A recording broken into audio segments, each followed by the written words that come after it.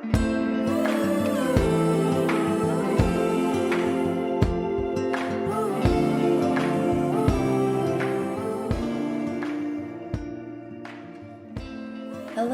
and welcome to Writer's Therapy.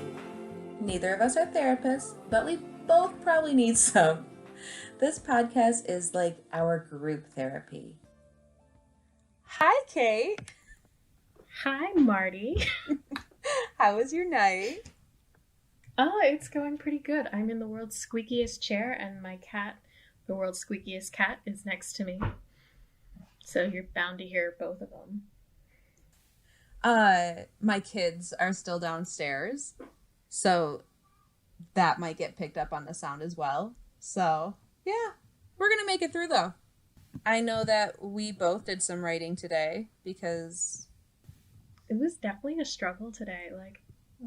I really am dragging myself through every 500 words. Oh, I hate that. I'm trying to put down.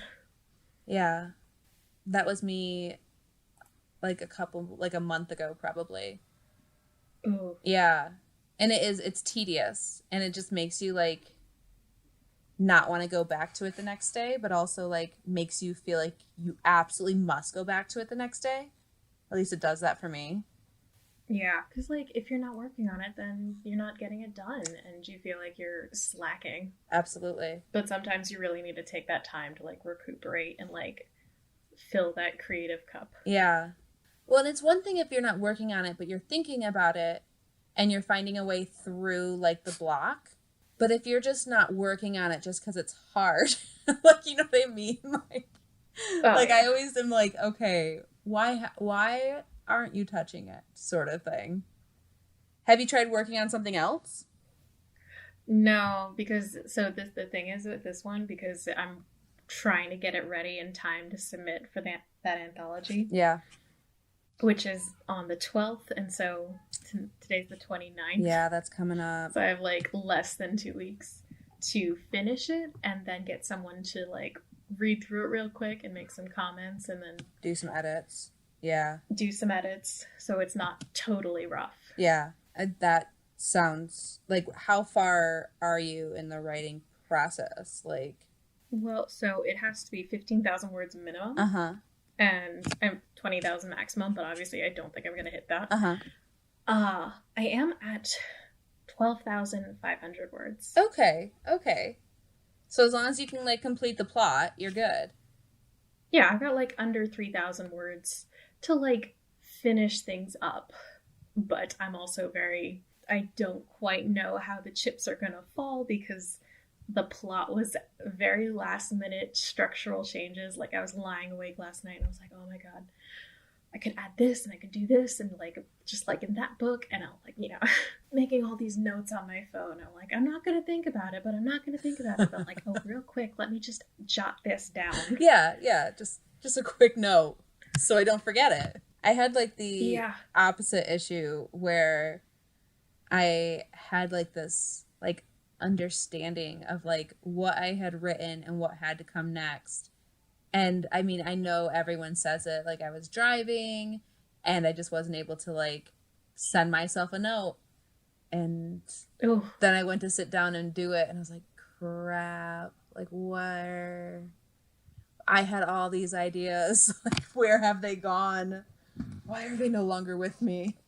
It's so weird when I'm driving. Sometimes I'll try to do the voice memo. Mm-hmm. But then, as soon as I go to, say it out loud, because when I write it down, it's just a bunch of fragmented thoughts. Mm-hmm. But when I say it out loud, I'm I have to speak in full sentences or something like it. And then it's oh God, it's getting, stagnated, and it's crumbling out of my brain right before I can, get the thought into, semi-permanence. Mm-hmm. Yeah, I text myself from my personal phone to my work phone and vice versa. Oh, that's smart. Yeah, that works out. But then, sometimes, I text myself a lot of things, right? So I have to, really search to see, because I'll text myself about things, not just... Exactly. So... Yeah. So, we were talking a bit about, the routes we choose, right?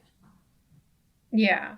Mm-hmm. Our plans, our grand designs on how to squeak into the publishing industry. We were talking about the road to, not the road, but the roadmap, the designs of trying to get published. Mm-hmm. Did you say I was like our different choices? You're trying to go traditional publishing, and I'm taking the indie route. We're kind of doing some of the same things. Yes. Because so you got into a anthology recently, and that's going to be published. Mm-hmm. And I'm also attempting to get into an anthology. Fingers crossed. Fingers crossed. And so it's really interesting because like it's funny, after we made those choices, like it was a while after you got in, and like a while after I decided I'm gonna try for this thing, that someone said getting it, like starting out your publishing journey with having something in an anthology is really great for when you're trying to get traditionally published. Mm-hmm. Yeah, the paths are not all that dissimilar, sort of thing. Where like traditional publishing and indie both, well, indie, like you kind of have to build your platform in order to, you know, have anyone to reach out to. And traditional publishing likes you to do that as well, so that you can help promote the book. And so, yeah, the routes are pretty similar. Like the foundation's very similar. It seems like more and more traditional publishing is sort of making strides to kind of, and they're not necessarily, I don't know if I would call all of the strides good, but to kind of like, they're becoming more and more similar. Does that make sense? I was only able to catch every time you said like. Oh no! I was trying that's cool. So hard. It's okay. I just say like over and over and over again. And then I'll understand everything you say. Yeah, totally. It's a new language. It's the millennial dialect. What's funny is when we play this back and I can actually hear the conversation, it'll be great. I know. You'll be able to hear everything I said for the first time. God, gotta find a better room in this house. Just better connection. Yeah, I was in the basement and it was telling me I had a poor connection.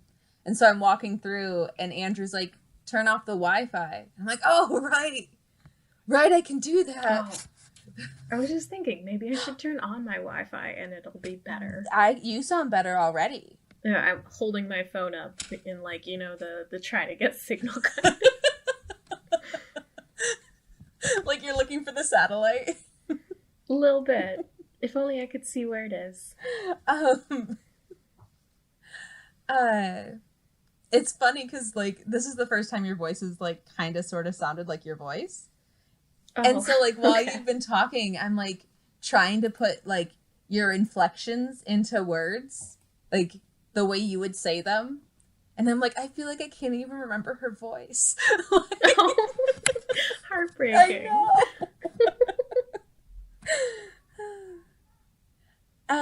So while you're doing that, I guess I can continue on. Yeah. Cool.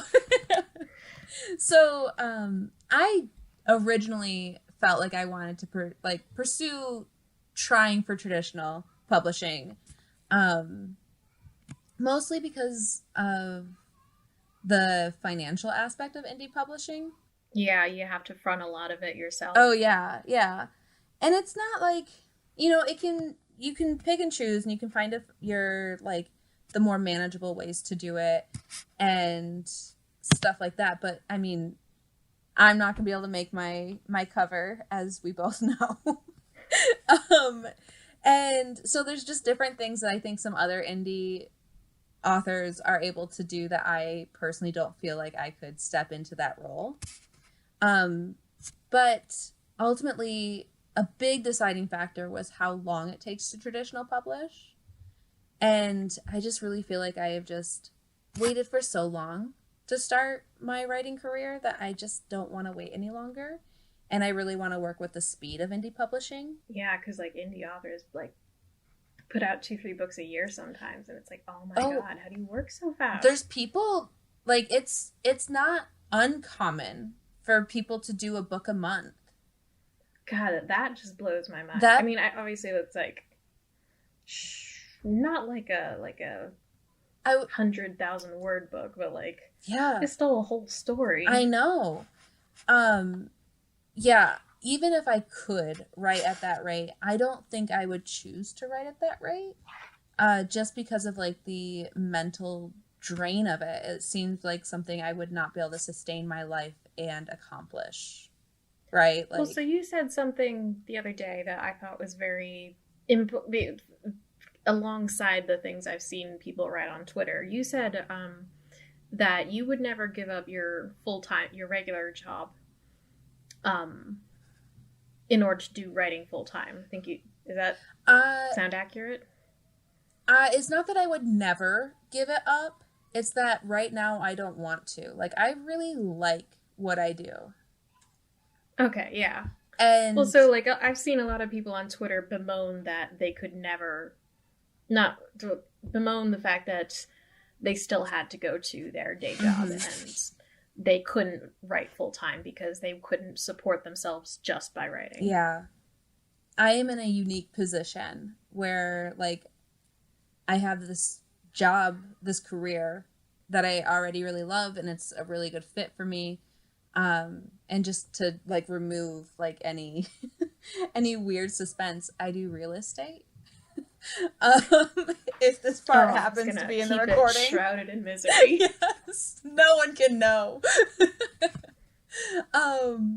And so I really enjoy it. I really enjoy looking at houses. I really enjoy meeting people and chatting.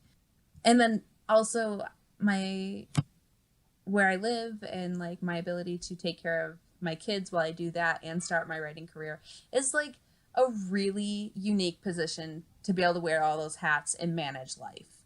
And so I'm really grateful about that. I think that that's also part of like the like fairness to bemoan, you know, not being able to support yourself through writing full time. Yeah, it is like its own issue, but like being able to not be in that position. Exactly. In recognizing, I think, like that if it suits you to like be able to do the things that you love and like being happy where you are, that's good. Yeah, exactly. Where it's definitely, I feel very privileged to be able to live this life, and that, you know, my husband and I are very much on the same page as far as like what we need and what we're happy with, sort of thing. Does that make sense? Because there's definitely compromise involved. But yeah, totally. I mean, that's life. Yeah, exactly. But like, they're all compromises we're comfortable with, and that's quite the position to be in.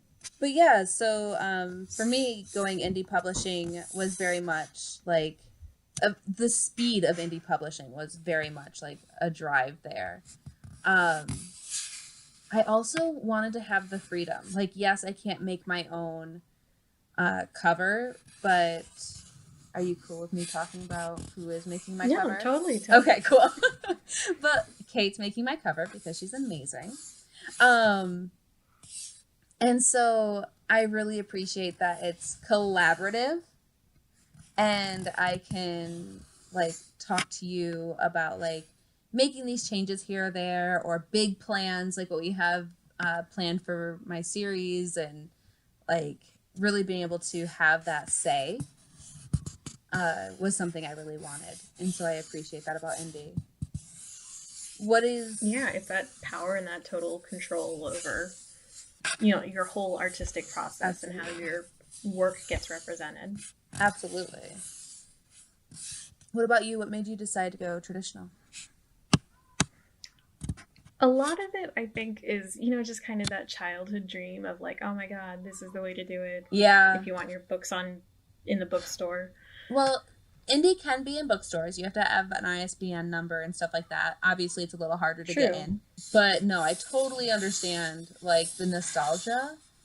And like, I feel like that's why I hung on to traditional publishing so much. Like, I wanted someone to tell me that, like, welcome to the room. Does that make sense? Yeah, like you don't have to build the entire house yourself. Yeah. Yeah. You know, it's already there and it's just about being let into the room. Mm-hmm. And even though it's like such a process to like get in there, mm-hmm. you feel like you're in good hands. Which, like, though you do relinquish a lot of the, you know, you don't have your book rights for, you know, until the contract is up. Mm-hmm. And you choose to publish it somewhere else, or, you know, you don't get to choose your own cover art, that kind of thing. Which, you know, does break my heart a little. Yeah. One of the things I do when I need to, like, make myself love the project a little more, or just kind of think about it, is I make myself some mock covers. And yeah, you have a great eye. I am kind of... Thank you. Currently, I'm querying one of my projects. I think I might go the self-publishing route for a couple of my shorter projects, mm-hmm. You know, just to kind of like put a backlog of work out there. Mm-hmm. Because, you know, having that backlog is just so important. Yeah, which is like the anthologies we were talking about as well. Like being able to reach more people and already have a fan base set up. Yeah. Mm-hmm. The thing that is like the last one of the few things that's kind of keeping me from making the decision to go, like, I do have a personal, like, once I hit like 100 queries sent out for this project, and if I never hear any full manuscript requests mm-hmm. back from any of them, and nobody, you know, it gets nothing, mm-hmm. no bites, then I have that kind of hard line of, all right, then I will just self-publish it and, you know, put together some kind of launch plan. That was my original plan as well. Before I just like pulled the Band-Aid off and was like, okay, I'm just gonna go indie. Which part of that decision was like, I am a very impressionable person, and so mm-hmm. I could see me internalizing like the lack of response or rejections, regardless of how much like I could reason with myself that like it just wasn't right for these individuals and stuff like that. I also know how much I turn things into like about me. Does that make sense? Yeah. Yeah. So I love that plan. And I love your book. And I want it all to work exactly the way you want it to. So. Yeah. Yeah. So, you're thinking about putting a couple of your smaller things out. Have you started? I am. Go ahead. Well, you know, it's just kind of like a back burner thing I keep telling myself I'm going to do. Yeah. I think, though, it's something I need to figure out how to put a date on it. Because, like, whenever someone says set a deadline, I'm like, okay, mm-hmm. so how do I know how much time this is going to take, mm-hmm. all the launch plan stuff? I don't know how, you know, well, all the things I need to get in preparation before I can, you know, flip the switch. Also, I think having them be smaller projects, like, emotionally, just, like, things I'm not quite as attached uh-huh. to, does help lessen that anxiety, because it's like, I could just put this out there and it doesn't need to be a big deal, and it's just something that, you know, if you go to my website you can see that it's mm-hmm. there, but it's not necessarily anything that gets any fanfare. I personally just set myself a date because I didn't want I'm like you, like if I don't have a deadline, I will just keep on drawing it out and I'll keep on putting it on the back burner and like all of that stuff. But also like with working with professional editors and such, you have to be able to work within their schedule. And so I gave myself a deadline of my birthday next month or next year. Oh God, not next month. Oy. Of April 6th. And so that would be the debut coming out. And then May 6th and then June 6th would be the next two books coming out. So I could have a fast release of at least 3 books, because that can really help. I mean, if you're marketing your debut and it comes out, you can continue marketing that as you're starting to bring in marketing for your next one. And so it's really nice, like, to be able to keep that excitement going. And then also I've heard that different retailers will like kind of send people back, like they'll kind of get you into algorithm. And so if someone likes something similar, or if you're having a lot of activity, you're just more likely to be a suggestion sort of thing. And so that's why I'm doing the rapid release. But it does mean that like I had to set a deadline, and now I have to make myself fit it, right? Well, so you've got to get everything done. Yeah. Beforehand, so that, you know, you can line them up to like go like fall down like dominoes. Mm-hmm. You know, right at the time you want them to. Well, and then also, I don't foresee me wanting to take on the expense of paying a narrator just now for like an audiobook. It will take me forever, but I feel that I could narrate a couple of books. So I would want to have those released similar timing to the actual release of the book as well. And so, yeah, like everything has to happen and get done ahead of those dates. And so, you know, just got a lot of cooking to do. And like, there's times where I'm like, oh, I'm totally good. I'm totally good on this. And then there's times where I'm like, woman, you should not be doing anything else. What are you doing? What are you doing? Don't read, write. You are falling so far behind. What are you, crazy? Exactly. Do you know time just keeps happening? So, God, that's like the bane of my existence. Time just keeps happening. Right? Oh gosh. But yeah, so to like talking about the things you have to do in order to like make your goals happen, have you looked more into like doing a newsletter? So I wrote the newsletter, you know, just kind of slammed one out, just like, oh my God, all right, here it is. I'm sorry, Kate, can you search for satellites again? Oh, okay. Is this any better? Hello. Not that satellite. Not that? Okay, well, I'm out of satellites. I'm kind of running out of satellites. Oh, yeah. Okay, how's this? Still bad? I can make out some. Like, I think I can make this work. Okay. God, I cannot remember what I was saying. It's like if you speak in really small, short sentences, then I'm fine. Because I catch the tail end of, like, words. Gotcha. So totally change your dialect. Oh, and it's going to be great. I can't remember what I was saying before. Newsletter. Newsletter, okay. So I just kind of, you know, vomited a bunch of words out. So it's very messy and it's very just, okay, here's my guts. Look at them. Very gross. And I'm still so I'm trying to like work with MailChimp for now. Because when I was working with you to figure the blog thing out, I was like, oh, this looks like it's easy to use. And now I'm like, oh, God, I can't figure out any of these diagrams, or it says I need a spreadsheet. I don't know how to use spreadsheets. I tried MailChimp out, and I really did not like how it was. MailerLite, I really like. I think that their free option's really great.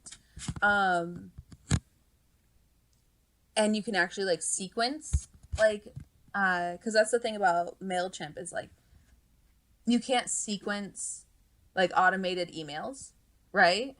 Oh no. Until you pay them. Like you have to be on a payment in order for it to work, sort of thing. And so I moved to MailerLite, and I'm really happy with that move. I think that the interface is much easier to work with. And it's really easy to set up like a sequence. So I might move to it if I'm gonna have my boyfriend take a look at it with me. He's got more of a brain for this kind of stuff, so I make Andrew do all this stuff too. I'm just telling him. Oh, that reminds me. The check engine light turned off by itself. What happened? What did you figure it out? It went off by itself? Oh no, it just turned. Yeah, it just does that. I wonder. It turns on every now and then, and I'm like, oh god, is it something new or is it the old thing that keeps complaining? And then it's probably not to say like I'm an expert on anything like this, but it's probably like something like that goes awry or a sensor that's not doing well. But if it's like coming and going, Andrew's never been that concerned about it. It's when it like will really stick around. Stays on. Yeah. Yeah. If it starts blinking, stop the car. Like that means that like whatever's happening to the engine is like destroying itself. Oh, okay. Yeah, so blinking's really bad. So that I did not know. Yeah. I just knew the whole like if you see smoke or you smell something, stop the car. But otherwise it's like check engines on. Okay, I might be fine. I feel like there's like general knowledge, things that should be general knowledge about vehicles. Like why aren't we taught like, hey, if your check engine light's blinking, like stop the car? Like why aren't we taught more about check engine lights and like stuff like that? Does that make sense? Same reason we're not taught like how to like cook food or like how to sew your buttons back on your shirt. See, we were taught how like we had a home ec class. I had like a home ec elective that lasted one semester. Oh, it was like a required elective in middle school. So we were taught how to like use sewing machines and like, buttons and stuff like that. They tied it in with like other things as well. We watched a movie that was like, don't date someone that you would be ashamed to introduce to your parents. For example, if they don't load their spaghetti on their fork properly, or they get stains all over their shirt, and it's like, what kind of video is this? What are we learning here? Be a snob? It was the weirdest I video. Cannot hear any. I'm trying so hard. I wish you could see my face right now because it's just mouth open, eyes focused. Like I am listening so hard.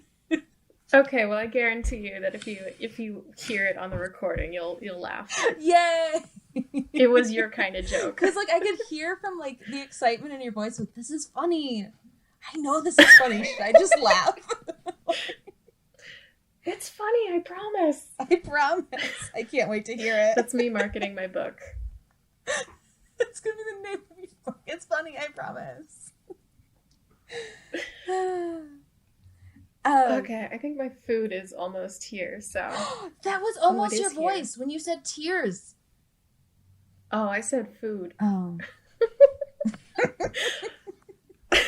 But there is there's actual tone of your voice coming through. And not just like speaker static. So whatever you're doing great. I think I was like swiveling my phone around. It's still better. Yeah, it doesn't want to hold still apparently. Just constant movement like a baby. Never hold still. I can do that. The satellite is looking for you too. Okay, well on that note, my food is here, so I gotta... Okay. Thanks so much for chatting. Yeah. Bye, Kate.